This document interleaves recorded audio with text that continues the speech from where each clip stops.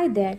Today I want to share tutorial of beautiful crochet lace gloves to go with your beautiful evening gown.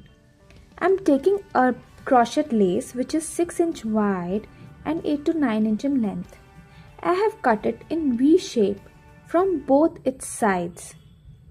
While cutting a crochet lace, I have ensured that its design is secured. This design is going to add beauty to my lace gloves. So very carefully and neatly, I am cutting this lace. It's going to look something like this. Now I am taking a ribbon and making a loop in a shape of ring. This ring I am going to attach to my gloves. I am using needle and thread to secure it.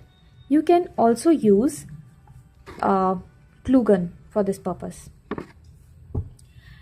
I am flipping it to the other side, to the back side of the gloves, and ribboning it up in crisscross manner like we do it in shoelace.